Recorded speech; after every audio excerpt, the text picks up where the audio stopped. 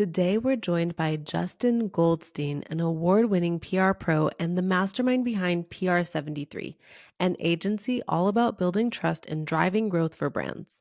With experience in the New York media scene and creating campaigns for heavyweights like Uber and Best Buy under his belt, Justin knows how to get brands noticed in all the right ways.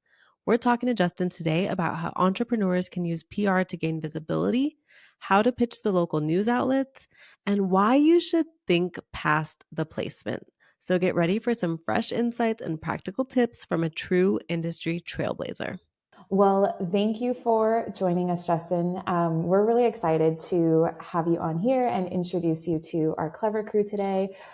Your expertise is something that is super valuable, but we often find is something that seems really unapproachable for people who don't have thousands of dollars per month to invest in PR. So before we dive into all of that good stuff, would just love to hear how you actually got into your field of expertise. Origin stories are sometimes really surprising when it comes to entrepreneurs. So would love for you to share that with us. Well, thanks so much for having me today. So I started my career actually not right out of college. I had decided to go get my MBA at my undergrad university, especially because at that time it was right after the '08 economic collapse and wasn't really sure what was going to happen. So I was like, all right, let me go get another degree and spend more money to hopefully make money. So I decided to do that and landed sort of a part-time job while I was looking for work and started off at a very small firm that focused a lot on TV and radio press.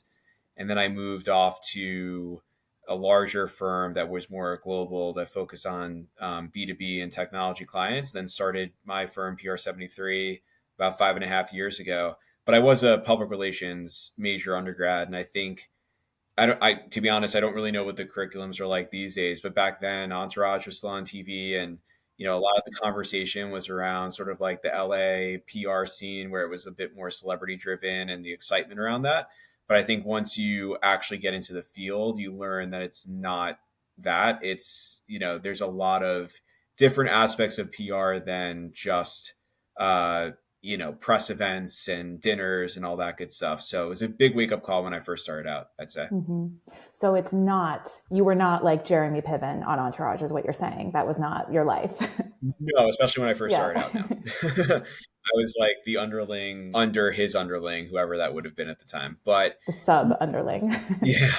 No, I was not. And, I think that some of that exists on the agent side, on the talent agency side, but and it does exist somewhat in PR, but, it's beyond the sort of, I remember that scene in Entourage. I don't know how many of your listeners have watched it or if you guys watch it, but where Jeremy Piven's character shows up in the first season to a beach house to basically go fight off another talent agent that's trying to steal his main client. Oh man! Which that scene for whatever reason is burned into my brain. But it's not that 24/7 excitement per se. There's a lot of exciting work that goes into it, but there's a lot of grunt work that gets you to the excitement. I learned in my first job, especially.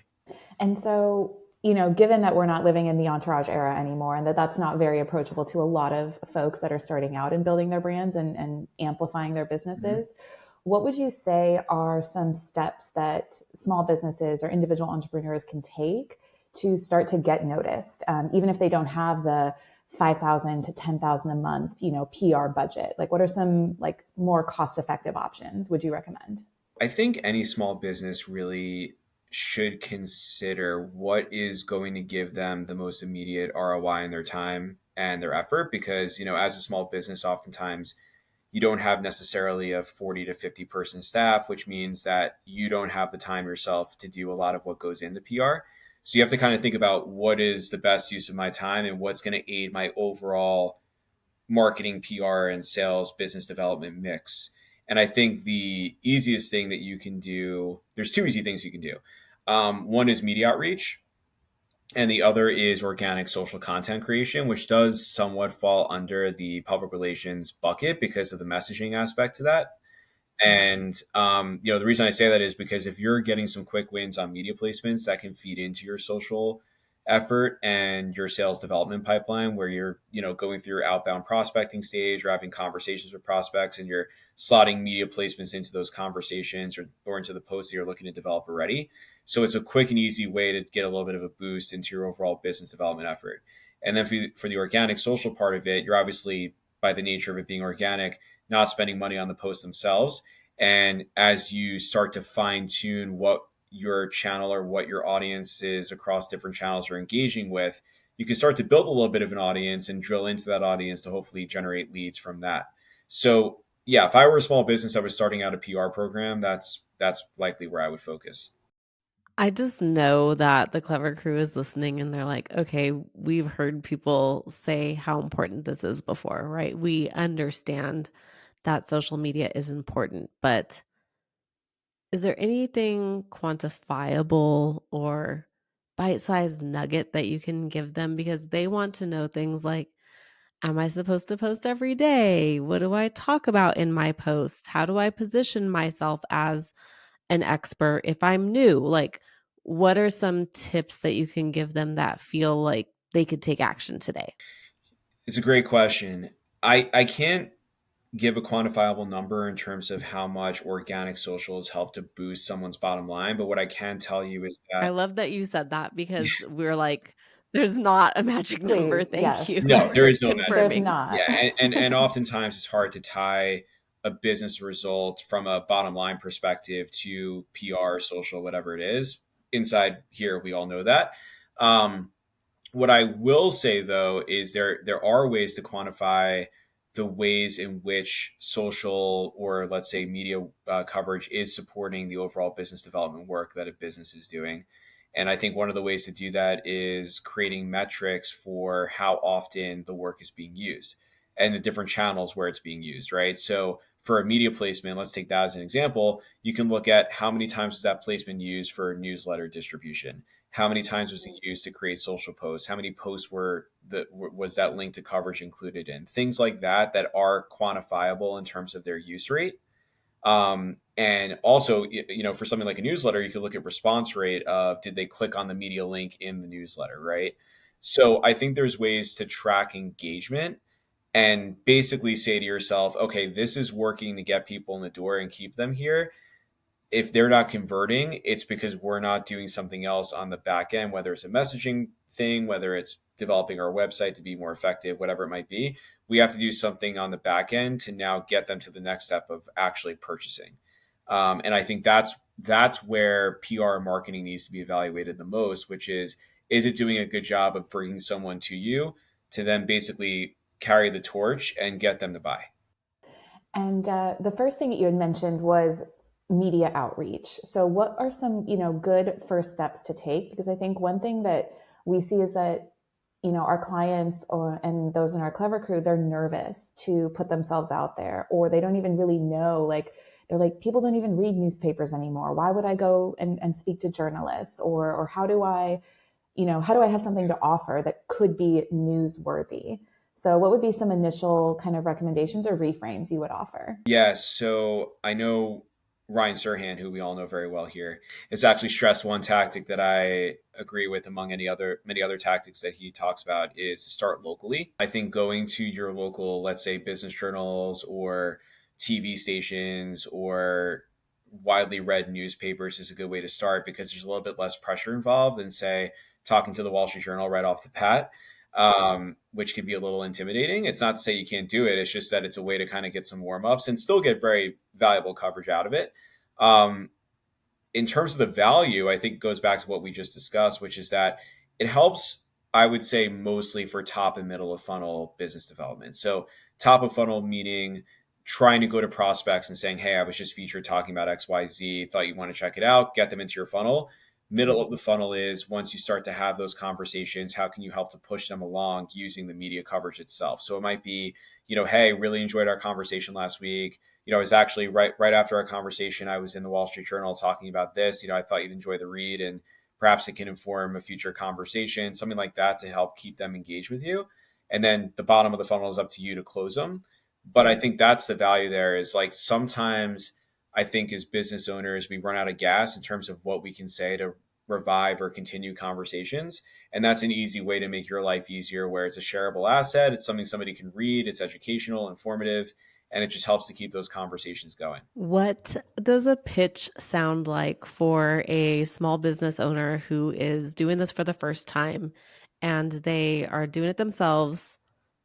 They want to be in the local news on a segment. What does that sound like or look like, or what process would you recommend? It really depends on what they're pitching, but I think especially for local news, it has to be something more informative. There's much less of a chance that local news is just going to cover that company and say this product is amazing, go buy it.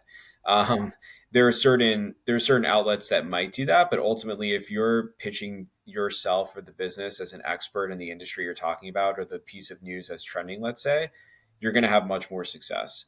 And so, I one thing that's worked for me in terms of getting a reporter's attention is to have a subject line that says "new voice on XYZ topic." So it could be new voice on technology, new voice on gender rights, new voice on whatever. And then I think that signals to a reporter like, oh, like I've been using the same source over and over again. Maybe I should think of using somebody else.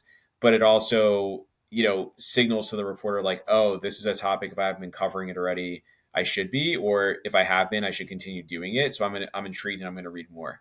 And that's 70 to 80% of the battle, is just getting them to open their email and read what you have to say. So. Right. So, Justin, another like cliche that I know Candace has heard, I've heard, is that any publicity is good publicity. And this ties into, like what we see and what we hear clients asking, how much is sharing too much on organic social, right? You want to be personable, but still be seen as professional. So from your perspective, is any publicity good publicity, or, should entrepreneurs be discerning in playing it safe on certain stances? How do you advise your clients on that? I do not subscribe to the idea that all publicity is good publicity. All publicity is great for getting attention, but not necessarily for the long-term health of your brand and your business. And it also comes down to, I think, how solidified your brand is that it could withstand a certain amount of negative press. You also have to balance sort of where you're at as a person and where you are at with your business. Meaning, I think Elon Musk is a great example. So if you look at Elon Musk, he, at least in my opinion, he clearly values spending his time more on political causes and cultural causes than he does the success of his staff and companies. That's just my opinion. And clearly they're still successful even with all of that involved. But I mean, look at Tesla right now, right? I mean, people are, not to say every single owner, but there are many owners of Teslas now that are trading them in, that don't want to buy a future Tesla because of the stance that he's taking. Now, Elon Musk is potentially going to be a trillionaire in 10 years, so he doesn't necessarily need to care, um, and can cash out his stock and be fine. But that's Elon Musk, right? And so you got to realize 99% of the time you're not going to be Elon Musk, and not taking too hard of a stance and putting yourself out there, not even putting yourself out there, but just not doing so in a strategic way, and also finding a purpose behind it for the business that you're representing. It could have a detrimental effect that you may not be able to recover from, no matter how much crisis PR or, persuasion work you put into it. So, I'm wondering too, because I was watching an Instagram reel the other day, and obviously we're recording this during a very interesting time in the US here. It's early November. It's actually election day today at the time of us recording. And I saw this Instagram reel where this really well-known pop star who has a lot of influence over Gen Z and Gen Alpha, I think Gen Alpha is too young to vote in this election, but she made a political statement in favor of one candidate. Mm-hmm. And then I'm curious, whenever I see that, because art is always historically political. It has been for centuries. But then I go to the comment section, I see a lot of people say like, just saying I didn't come here for your politics, or, a lot of like, but then people admiring her for making the statement. And then others, saying, I'm just here for the music. Like, I don't want to hear your politics. So I'm curious on your take, what are the things to keep in mind before making a statement like that? Or have you seen a larger shift in PR where people are being more transparent and kind of blending, their beliefs with their business too. Yeah. So to answer the latter part of your question, I don't think there's ever going to be a time in which a PR practitioner is going to advise that, like, proactively someone take a stance on a political topic or an election. I think Mm-hmm. probably what you're seeing more are instances of people not caring what their PR person says. Yeah. And that's okay. But I think that goes back to that conversation of what do you value more? And if it's your cause and your mission, and that's a personal mission to you, then I was actually having this thought a few months ago as we were navigating the latter part of the election cycle. If that instance happened to me where a client was like, what do I do? I'd be like, you know what, I'm going to tell you what you should do from a business perspective, but you got to do you, and you got to do what makes you feel happy and satisfied. And if that means you take, I wouldn't say it this way, of course, but if that means potentially taking your business and us not working together anymore, but you feel as a person you did the right thing, you need to go and do that if that's what you value most. But what I also tell clients is that the key thing to keep in mind is that you're speaking from multiple parties when you speak, whether it's within business speech or your own individual ideas, right? So you're representing your business, you're representing your family, your friends. Everything you say traces back to multiple aspects of your life. And if you're ready to take a potential positive or negative impact on that, that could shift those key ingredients of how you live your life on a daily basis, you got to go for it. But if you're not, don't do it, because it's not worth it. Yeah. It always goes back to the intention, right? Like that's something we talk a lot about, like whatever you want to do, whatever strategy you want to pursue, just making sure you're clear on your intention and the impact that it'll have. 100%. I think you summed it up very nicely. It's about your intention and your value in terms of what do you value most in your life. And if your answer is your business, you got to take a step back, I think, and be a little bit more strategic. Again, if it's not your business and it's more about taking a stand and trying to, create a groundswell of support for that stand, then you have to just be ready for the risk to your business. Because like I said earlier, especially if you got a far out there or a far out opinion that isn't mainstream, there's no amount of crisis PR that's going to solve for that. You just have to hope it goes away. Fingers crossed. So we talk a lot here about how important it is to kind of share the story of who you are. And specifically, a lot of people call it your founder's story, right? Like how you got started in this field, in this industry. Do you have any tips on how people can share their founder story in a way where it feels more natural and not contrived? Like, in 1999, I got started with, like, no one wants to hear that story necessarily in that manner. Is there like a way to use your founder story that feels more authentic? I think likely starting with your why would be a good anchor. A lot of business owners start companies not necessarily just to make money. It's because there was an impetus for doing so. Um, you know, for me personally, for example, a large portion of why I started my business was to build a legacy that I could pass down to my family, my two kids, and maybe one day they'll run with it and run the company. Who knows? Um, but that was a big part for me, that it was something I created that was my own that I could pass down to my kids. And so I think starting from there is a really good approach. The other thing I would say is I think a lot of content that's resonating on social right now is natural, sort of in the moment, in nature content. So instead of like sitting at your laptop talking into a camera and explaining your founder story, it's maybe going outside, holding your phone like this, and it's not perfect, right? But you're still talking in the moment. And the third thing I would say is maybe there's something around like breaking or trending news that relates to your founder story that you could use as a leverage to talk about your story.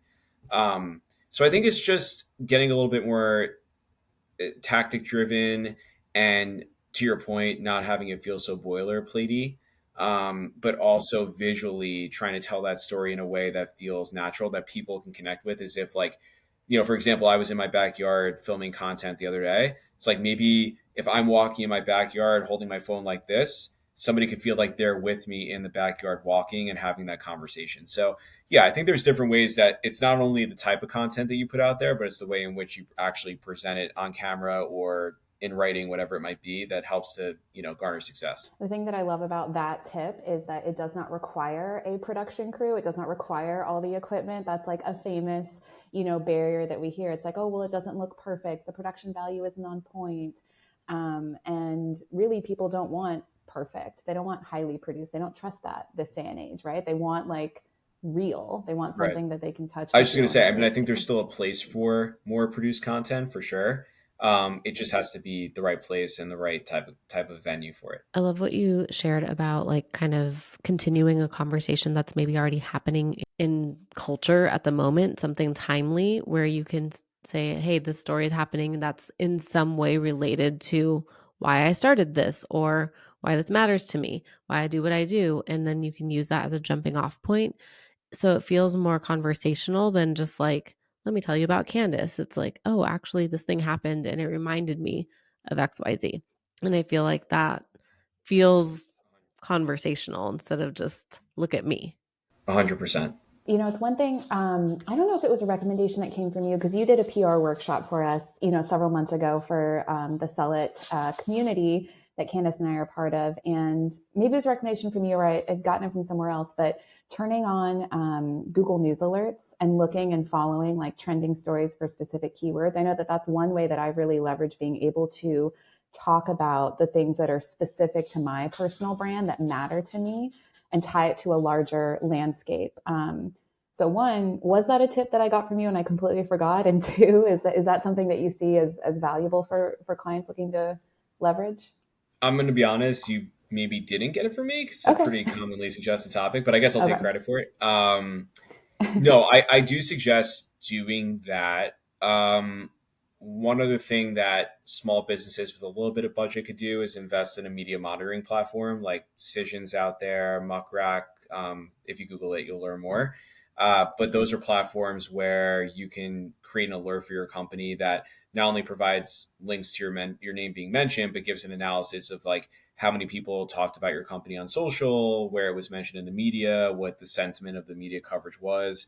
Granted, it's all powered by AI, so some of it's great, some of it's not, but it goes a little bit more into detail than just an alert, I'd say.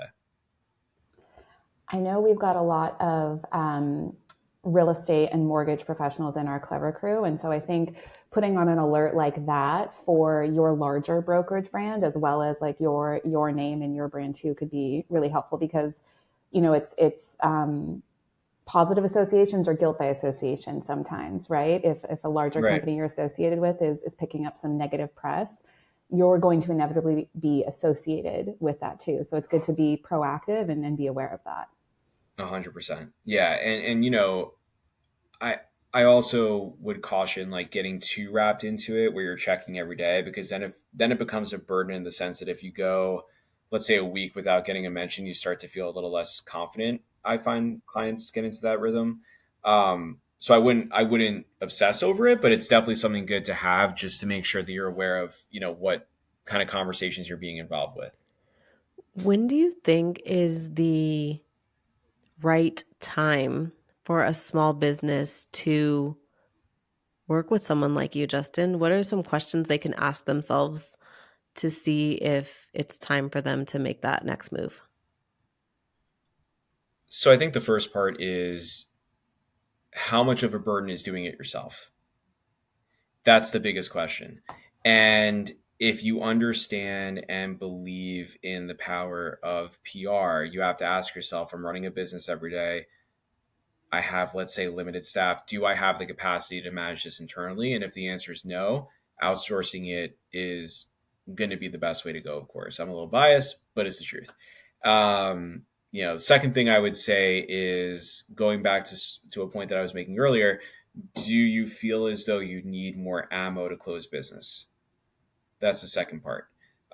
Because if you don't have those assets and that ammo to be able to convert, that's where PR can easily slide in. Again, starting off with, let's say, media outreach and social content to help to boost your ability to get to the bottom of the funnel and convert leads. Those are the two questions, honestly, I would ask. I mean, also, if you feel like you could do it yourself, the question is, do you feel confident in your abilities? Are you having success? Do you feel nervous doing it yourself? Because you might think you know how to do it, but that's why there are experts out there that do it every day. So, I think the third thing is, how much experience do you really have doing it? How confident are you that you're doing it the right way? So I think it comes down to time, confidence, and resources. And if you're Xing out those three, call me. Love it. And I know there's someone listening who's like, I'm just a normal person. I'm not a celebrity. Mm-hmm. Do I deserve PR? Is PR still 100%. for me? 100%. Entertainment PR is its own bucket, and there are multiple buckets of PR. There's education, nonprofit, B2B, B2C, tech. Like, there's so many different verticals in which PR plays. So, no, you do not have to be famous or want to be famous to do PR. You just have to have the interest, the need, and also the capacity to make use of it too.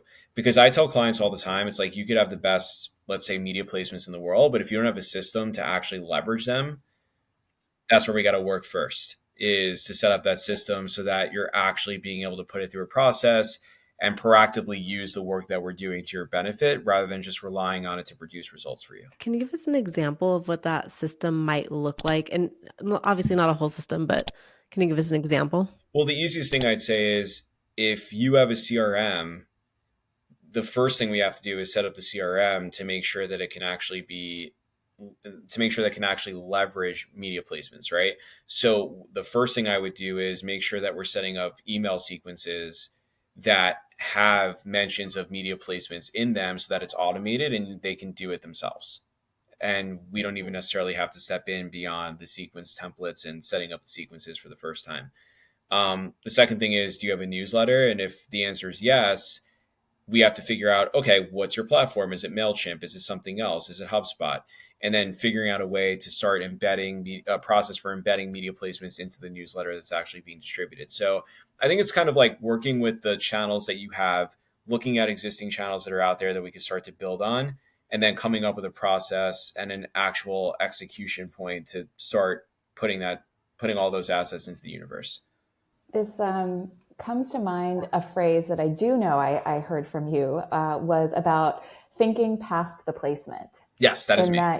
Yes, okay, perfect. You could get featured in Forbes, in the Wall Street Journal, in the New York Times, but because of how vicious and fast-paced the news cycle is, it's gone in a New York minute.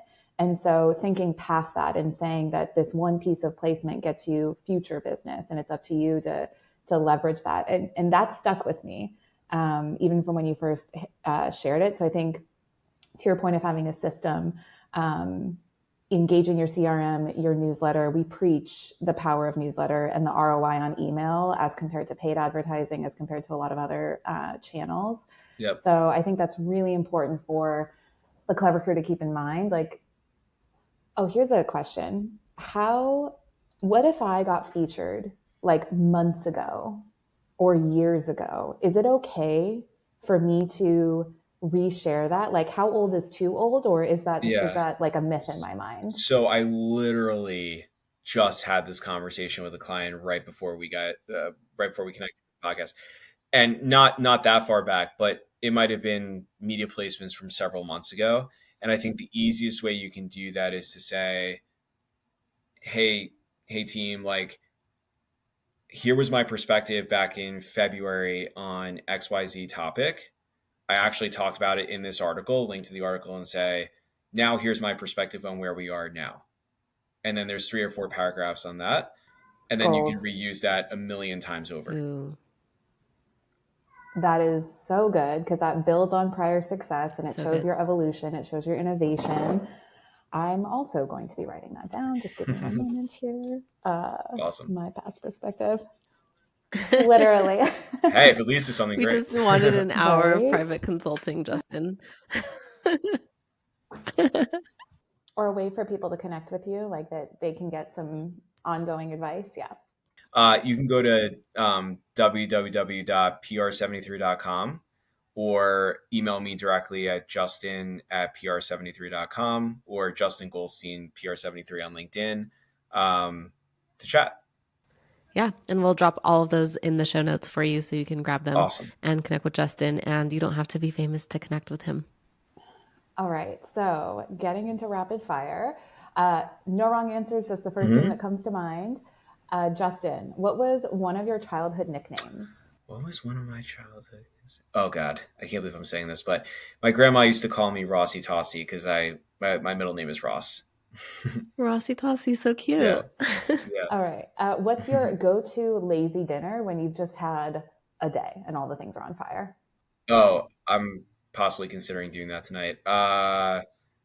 Pizza or chicken parm. Oh, yeah. Pizza's a popular one. Oh, and froyo, frozen yogurt.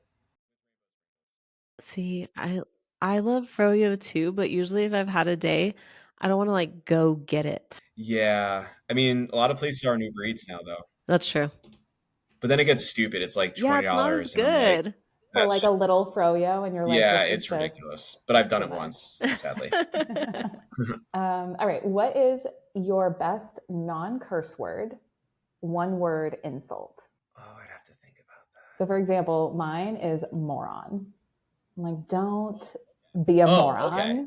Candace's abuelita she calls people a crumb. She's like, you crumb. Interesting. Moron is probably mine.